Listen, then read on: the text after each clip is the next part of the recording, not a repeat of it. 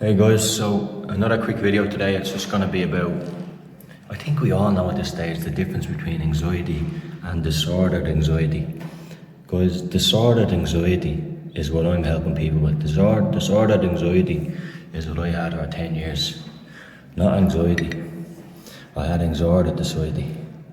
There's a big difference there. The big difference is anxiety is, you get anxious, like let's say the normal situation is going for a job interview, going on a date, going on a flight, and you're anxious, but you still do them, no problem, and then it's gone and it's done and it's forgotten about. Disordered anxiety is you get so anxious,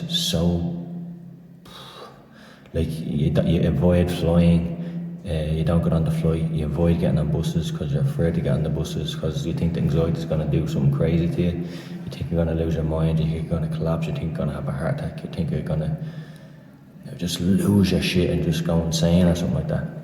That's disordered anxiety, guys, when you start to avoid life. That's the only differentiation there, guys. Anxiety is normal and we all have it, and when we recover from disordered anxiety, we will then feel what's so-called normal anxiety, where maybe you're nervous going on a date, or you're nervous to get on a flight. Like I still get a little bit nervous going onto the plane.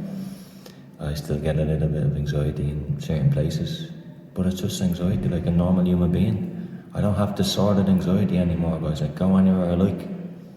I took my life back. I retrained my amygdala. I retrained my fear response.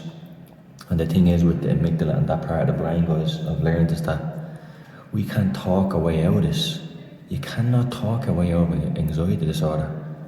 You've got yourself into an anxiety disorder by your thoughts and your behaviours.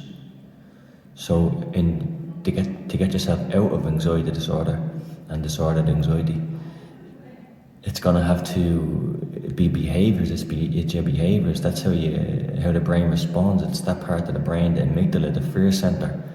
It doesn't respond to anything else but behaviour, guys. And that's what we have to do. We have to get back on those trains. We have to get back walking. We have to get back exercising. And sometimes it's things that we haven't done in many years. And God knows what we've given up, guys. I give up so much. I gave up playing football. I was an incredible football player, very talented. And then I started to have panic attacks and gave up football because I thought I was going to collapse and die on the pitch or something like that. Crazy. There's so many situations, guys. I could make a probably 5-hour documentary on it.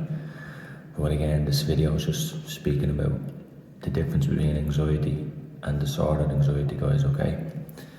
That's how we overcome disordered anxiety, through our behaviours and in more videos. And I'm creating way more content, beautiful content for people that's very simplified, and also it's best to learn from someone who's been through it. They know every emotion, they know every fear, they know every avoidance behaviour, every lie we tell, everything.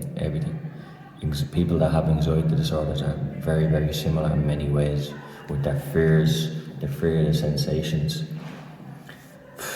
Like if I can tell you the amount of things that I did and I will in the future, just not in this video, it's laughable now, but it's so, back then I needed it. Like I didn't know how to cope with the panic attacks, and that's why I was, as I said before, I rang ambulances to my house, and there's a fire brigade station across the road from. I used to knock in there at all hours of the morning, like having a panic attack. I'm like, I think I'm dying and I can't calm down, and they'd know what's happening, I probably thought I was on drugs or something. There's crazy shit I did over the years, guys. Looking back now, it's so funny, but at the time it was fucking scary.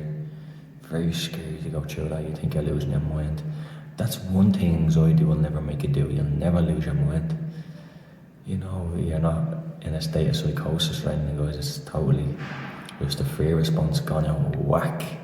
And then it's just so hard to control because all our behaviours are surrounded by, all our behaviours our life becomes anxiety disorder, guys, nothing else.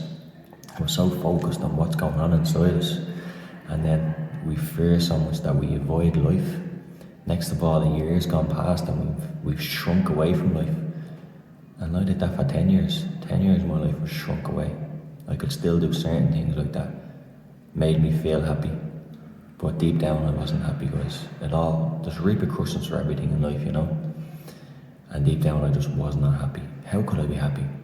I gave up everything I loved, missed out on so many things in life, job opportunities, had to quit my job, was unemployed for many years.